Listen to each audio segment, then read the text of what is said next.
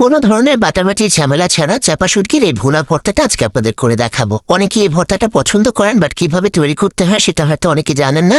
তাদের জন্যই আমার আজকের রেসিপি। খুবই সিম্পল একটা রেসিপি হলেও এই ভর্তাটা খেতে কিন্তু অনেক বেশি মজার হয়ে থাকে, আর তৈরি করার পদ্ধতিটাও অনেক সহজ। তো চলেন রেসিপি শুরু করা যাক। আজকের রেসিপির জন্য এখানে একটা বাটির মধ্যে 1 চা চামচ পরিমাণ হলুদের গুঁড়া, 1 চা চামচ পরিমাণ জিরার গুঁড়া, সাথে 2 টেবিল চামচ পরিমাণ লাল মরিচের গুঁড়া নিয়ে এর মধ্যে আমি অল্প করে পানি অ্যাড করে এটাকে আধা ঘন্টার জন্য ভিজিয়ে রাখবো।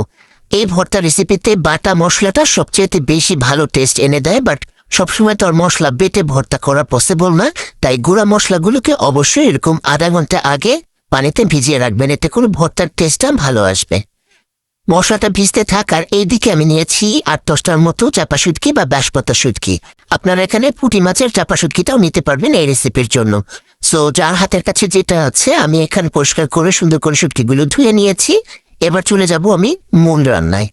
চুলায় একটা হাঁড়ি বসিয়ে এর মধ্যে দিয়ে দিচ্ছি প্রায় 1.25 কাপের মতো রান্নার রেগুলার তেল, আর এই রেসিপির জন্য তেলটা একটু বেশি লাগে।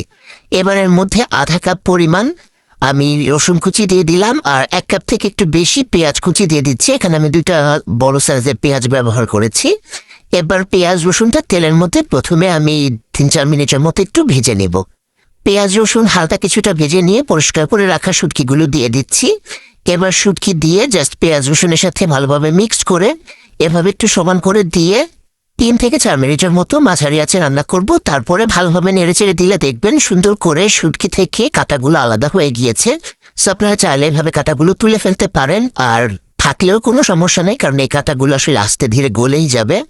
সো এরপরে আমি এখানে আগে থেকে ভিজিয়ে রাখা মশলাটা দিয়ে দিচ্ছি। মশলাটা দিয়ে খুব ভালোভাবে একটু মিক্সড করে নিচ্ছি এবং একটু তেলটা ছেড়ে আসা পর্যন্ত কিছুক্ষণ নেড়েচেড়ে জাল করব। এবার এর মধ্যে দিয়ে দিচ্ছি স্বাদ মতো লবণ। লবণটা আপনারা চাইলে আগেও দিতে পারেন। আর সাথে দিয়ে দিচ্ছি 1.25 কাপের মতো পানি। এবার পানি সহ ভালোভাবে সবকিছু মিশিয়ে ঢাকনা দিয়ে ঢেকে মিডিয়াম লো হিটে আমি রান্না করব। এবং এই ভর্তাটা রান্না করতে কিন্তু প্রায় 40 মিনিট 45 মিনিটের মতো সময় লাগবে। দেখতে মনে হচ্ছে খুব দ্রুত হয়ে গেল, বাট সময় নিয়ে ধৈর্য ধরে কিন্তু রান্নাটা করতে হবে। মশলার কোনো কাঁচা স্মেল থাকা যাবে না এবং পেঁয়াজ রসুন একদম গলিয়ে ফেলতে হবে। সো মোটামুটি পেঁয়াজ রসুন গলে যখন ভর্তাটা হয়ে আসবে প্রায়, ওই মুহূর্তে আস্ত কিছু রসুন আর আস্ত কিছু কাঁচামরিচ দিয়ে দিলাম।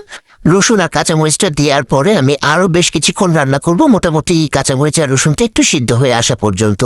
সো সবকিছু যখন সিদ্ধ হয়ে যাবে ওই পর্যায়ে বুঝতে হবে ভর্তাটা হয়ে গিয়েছে। এবার চুলা থেকে নামিয়ে নিচ্ছি। আর এই তো এরই মাঝে তৈরি হয়ে গেল আমার একদম লাল লাল ঝাল ঝাল চাপা শুটকির ভর্তা।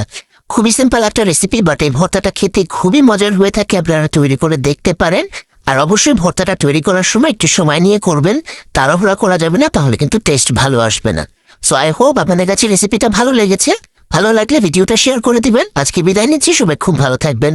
আল্লাহ হাফেজ।